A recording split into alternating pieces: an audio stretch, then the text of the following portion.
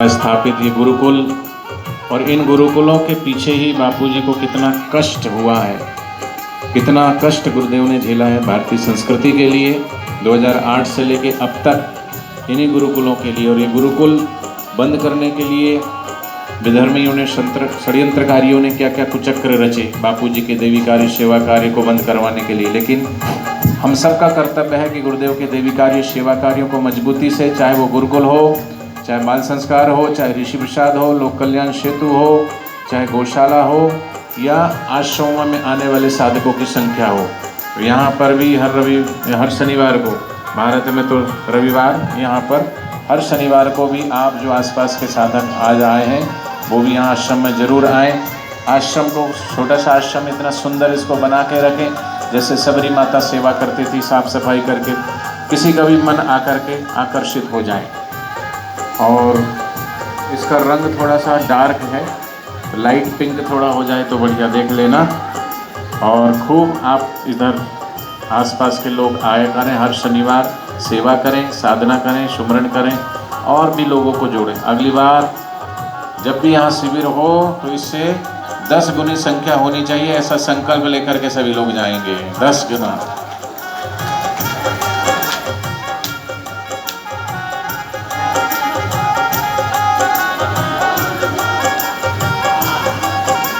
Mic चालू करो भैया का। हरिओम। श्री योग वेदांत सेवा समिति भैरवा संत श्री आसाराम जी आश्रम भैरवा की तरफ से श्री रामा भाई को समिति के अध्यक्ष, सचिव लगायत संपूर्ण सदस्य अभिनंदन करना चाहते हैं। नेपाली में बोलो। नेपाली। श्री राम प्रसाद श्रेष्ठ अध्यक्ष यहाँ के हैं। हरिओम।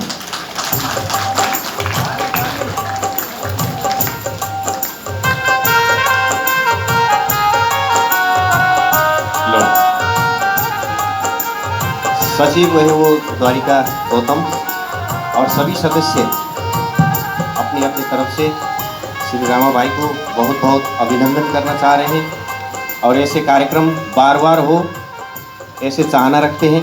उनको पहना दो माता जी को, धर्मपत्नी। आप भी तो लो, पहले अपनी निकालो बाहर, लो पहनाओ एक दूसरे, पहना दो। पैर को आशीर्वाद लो, हाँ बस। और बिंदवासिनी बहन है, वो भी, वो दोनों, हाँ, शंभू अग्रहरी और बिंदवासिनी अग्रहरी, उनके तरफ से भी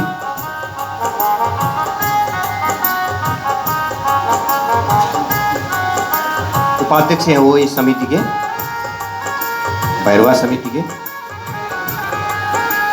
दृष्टिगिरी चंद्रमान श्रेष्ठ जी हुनुहुन्छ, वहाँ चंद्रमान श्रेष्ठ जी लगायत संपूर्ण भैरवा के साधक परिवार, भैरवा की समिति बहुत अच्छा व्यवस्थापन करके ये कार्यक्रम सुसंपन्न होने जा रहा है। ऐसा हमें भी ये जो शिक्षा दे रहे हैं, इसी तरह से जो अगला कार्यक्रम है फिर और उसके बाद भी हमें साल में एक बार जो कार्यक्रम करेंगे इसी हिसाब से करना है।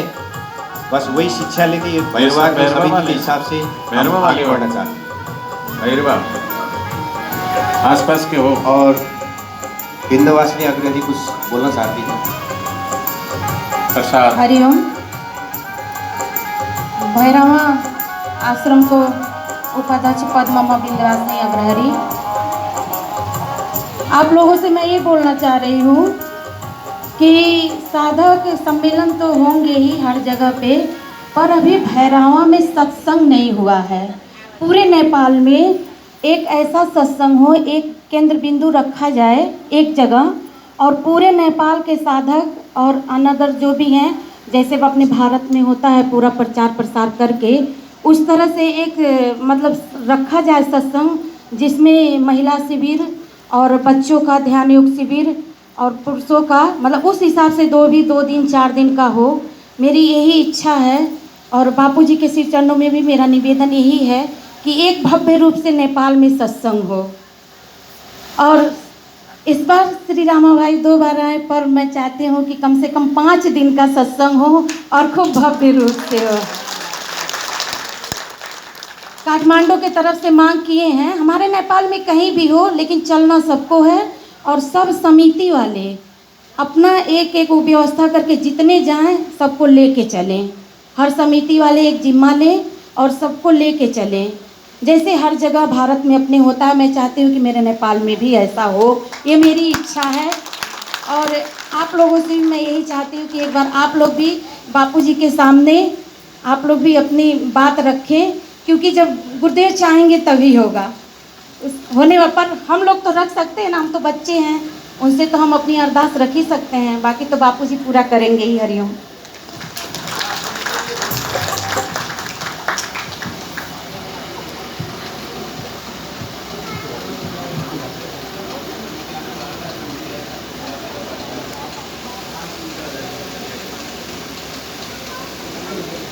हरिओम। हरिओम। जनकपुर योग विधानसभा समितिबाट भैरवा योग विधानसभा समितिलाई 8,615 रुपया यो जनकपुर वाले सारे आ जाओ इधर, जनकपुर समिति के आ जाओ सारे। जनकपुर समितिको सबैजना आउनुहोस्। 8,615 रुपया यो भैरवा समितिले भैरवा समिति ने जो इस साधक सम्मेलन का आयोजन किया है, इसके लिए हम जनकपुर योग विधानसभा समिति की तरफ से बहुत ही साधुवाद कहते हैं, क्योंकि ऐसा आयोजन हमारे नेपाल में वास्तव में बार बार होना चाहिए, ताकि हम लोग को यह गंगा रूपी सत्संग जब तक मिलता रहेगा हम लोग उसमें पावन होते रहेंगे।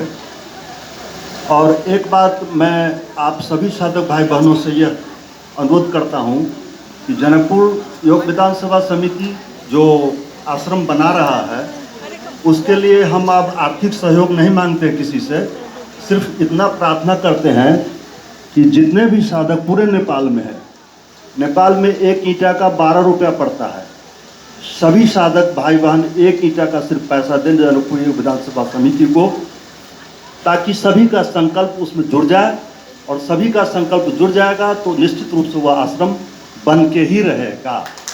ऐसा मेरा यह दृढ़ संकल्प है।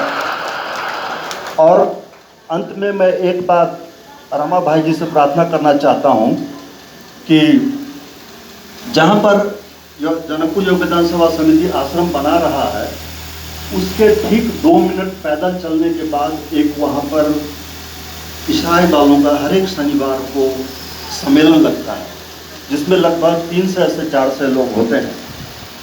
तो हम तो जाते हैं उस होकर के देखते हैं, तो हम उनसे भी और जो केंद्रीय समिति में सदस्य हैं उनसे भी थोड़ा सा हम गाइडलाइन चाहते हैं कि हमको ऐसा सलाह दें कि उसको कैसे वहाँ से समाप्त किया जाए, उसको कैसे खदेड़ के भगाया जाए, क्योंकि हमारे हिंदू धर्म लोगों को परिवर्तित करके ईसाई में उन लोगों ने परिवर्तन करके यह हर एक शनिवार को सम्मेलन करते हैं।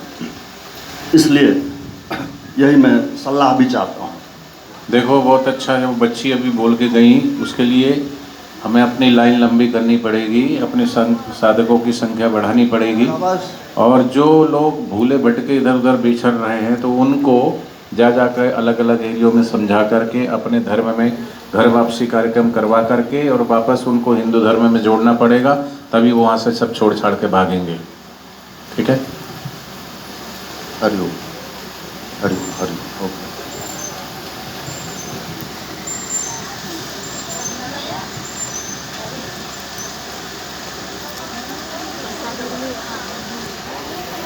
और भी जो समितियां जहाँ जहाँ से आई हैं उनका नाम लीजिए, फटाफट सबको बुलाइए आगे, अलग अलग जहाँ से भी समितियां आई हैं। जो ये सम्मेलन के लिए जो सलाह हुआ था, समय में टाइम में हमारा नहीं आया, टाइम नहीं आया था, लेकिन तो 7 दिन में जो ये हुआ, एक हम सब सम्मेलन सफल हुआ। इसमें बापूजी के अलावा और किसी का कृपा नहीं है, यहाँ पर बापूजी का सब कृपा हुआ, इसलिए 7 दिन में जो संभव हुआ ये प्रोग्राम, इसलिए सबको ज़्यादा साधुवाद और धेरै धेरै धन्यवाद छ। और इसके बाद मैं 2 मिनट के लिए चंद्रमान श्रेष्ठ जी को ये माइक हस्तांतरण करता हूँ। धन्यवाद। धन्यवाद। पूजनीय सदगुरुदेव आसाराम बापू जी के चरणों में मेरा कोटि कोटि प्रणाम। भगवान बुद्ध की जन्मभूमि, भगवान बुद्ध के जन्मभूमि बुद्ध नगरी और राजा भर्तृहरि के उपास्य स्थल ये जिला, इस पुण्य भूमि में साधक सम्मेलन जो बापूजी की असीम कृपा से साधक सम्मेलन होने जा रहा है, हो गया बोले। और इस कार्यक्रम को सफल बनाने के लिए अहमदाबाद से पधारे श्री रामा भाई के चरणों में भी मेरा सत नमन। और इस कार्यक्रम में सहभागी सब